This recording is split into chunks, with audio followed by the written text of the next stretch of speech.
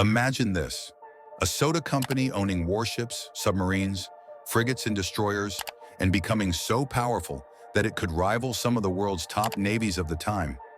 Sounds crazy, right? Well, what if I told you it actually happened? And not just with any company, but with Pepsi. Yes, the same Pepsi that's sitting in your refrigerator once had one of the world's largest navies. Let's dive into one of the wildest business deals in history. But before that, subscribe to our channel for more. The origins of Pepsi's naval adventure date back to 1959, when the US and the USSR agreed to hold cultural exhibitions in each other's countries to showcase their lifestyles and achievements. The US exhibition in Moscow featured a model American house where Vice President Richard Nixon and Soviet leader Nikita Khrushchev engaged in a heated debate over capitalism and communism, famously known as the kitchen debate. One of the attractions at the exhibition was a Pepsi vending machine, where Nixon offered Khrushchev a glass of the drink.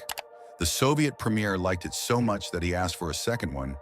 This was a historic moment, as it marked the first time a Soviet leader had publicly tasted an American product for the first time. Pepsi jumped on this opportunity, and after multiple rounds of negotiations, it entered the Soviet market and became one of the very few Western products which was allowed behind the Soviet Iron Curtain. There was just one problem. The Soviets couldn't pay for Pepsi in US dollars or the Soviet rubles thanks to strict trade restrictions. So how do you buy billions of liters of cola when you can't use money?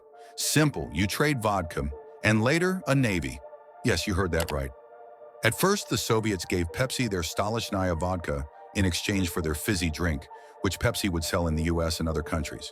This arrangement worked well for both parties, as Pepsi expanded its sales in the Soviet Union, and Stolichnaya gained access to new markets.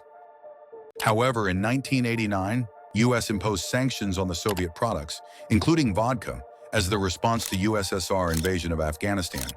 Pepsi asked for $3 billion worth of payment for his syrup, but the Soviets had no hard currency to offer. But they proposed a rather unusual offer.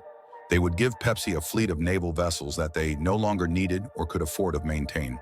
In 1989, the Soviet Union literally handed Pepsi 17 submarines, a cruiser, a destroyer, and a frigate in exchange for Pepsi's fizzy concentrate. Suddenly, Pepsi, the soft drink company, had the 6th largest navy in the world. Think about it. A brand that makes soda had a more powerful navy than countries like Australia and Spain. Pepsi's CEO at the time, Donald Kendall, even joked to US government officials, "We're disarming the Soviet Union faster than you are." But before you picture Pepsi logos slapped on submarines, here's the catch. Pepsi didn't actually keep the navy. They quickly sold the fleet for scrap to Norwegian buyers. After all, Pepsi didn't really need torpedoes to fight Coca-Cola. Just better marketing would help. This bizarre Cold War trade became one of the most legendary business deals in history. And here's the question for you. If Coca-Cola had to trade for Pepsi's navy back then, what do you think they could have offered? Let me know in the comments.